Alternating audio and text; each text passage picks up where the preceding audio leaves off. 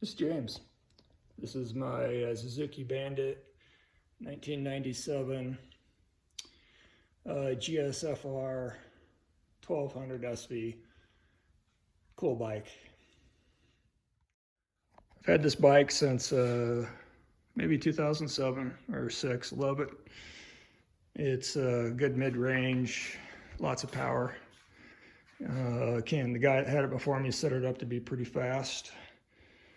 Hadn't been riding it for a little while because of some medical problems, but I got it back out doing some maintenance and looking at doing a ride with a buddy of mine here down in Arizona. I'm going to go from Colorado down there and out to California here in November, I hope. So I put some V-Strom DL650 wind guards on it, and I had to do a trim here on it. There's going to be a piece where on the DL, it hooks in, but these work really good. I have a thicker set of handlebars, so I had to replace the ends that came with it with 13mm rubber inserts. And then here, I hate doing wire ties. Always feels kind of ratchety or whatever.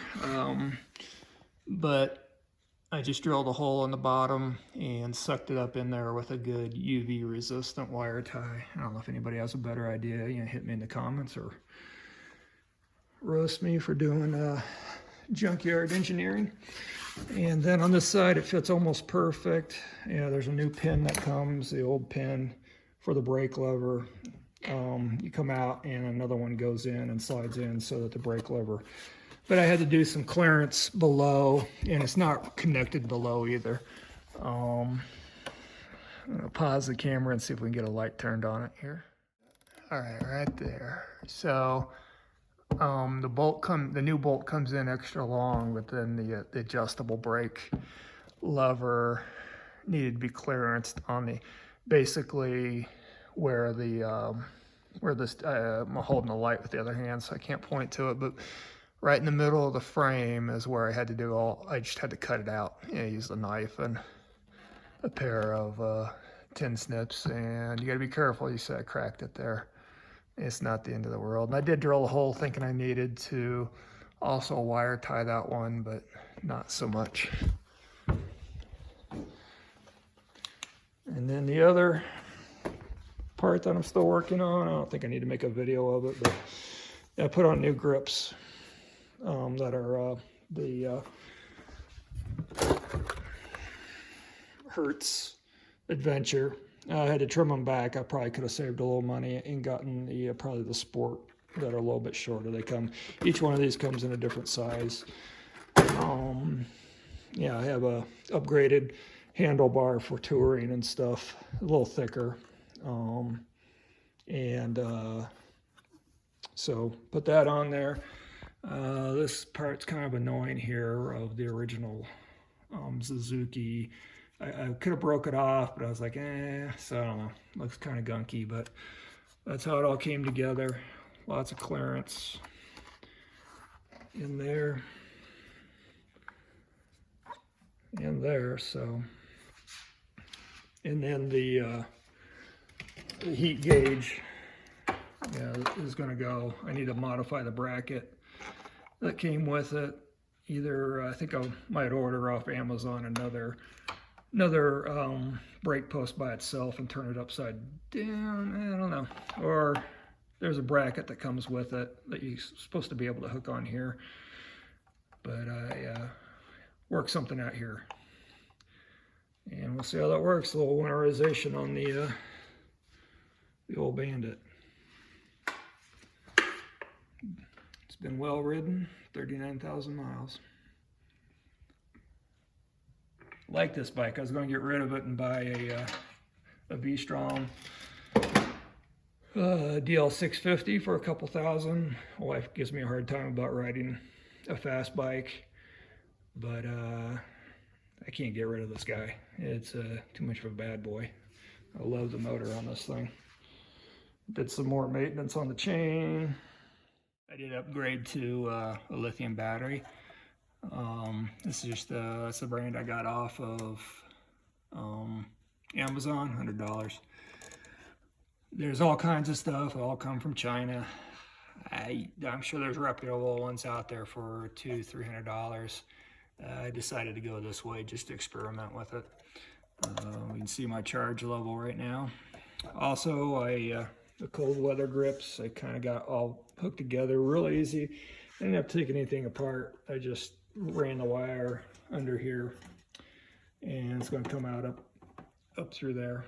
Let's redo that again. So I just pulled that back.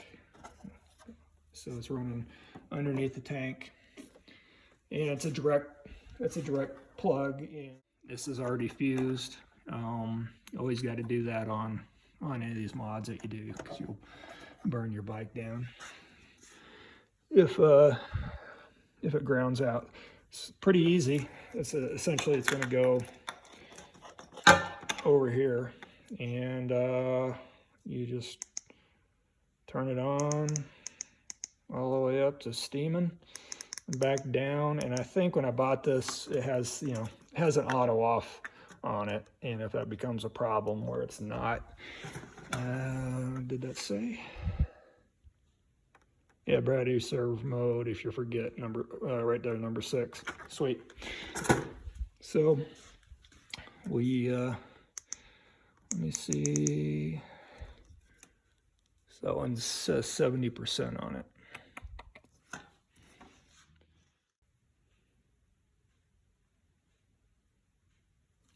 About a minute in, not noticing anything yet.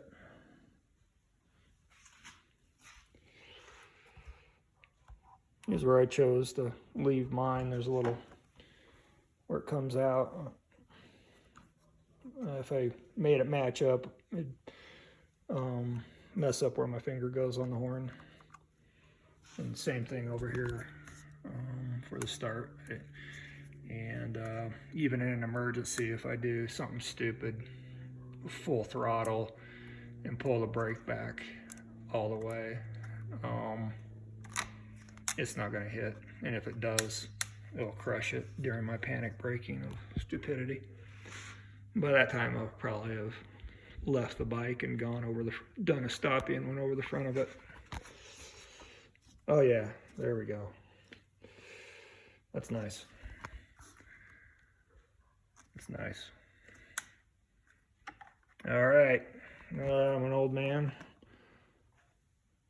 When my hands get cold easy, I can ride a little bit further. Oh, it's blinking here. What does that say? Battery save mode.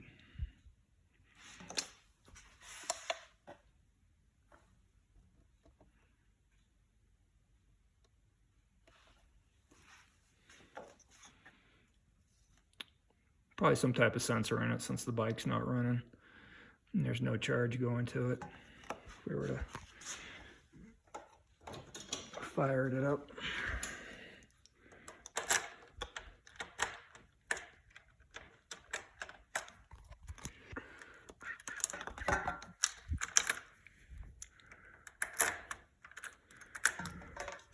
It'll probably stop, so I imagine after it stops blinking, it will turn itself off.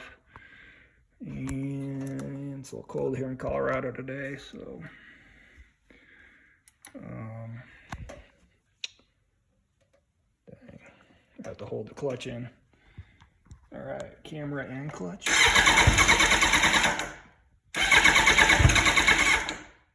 Yeah, see, as soon as I tried to start it and it started getting some juice back from the alternator, went off save mode, so sweet.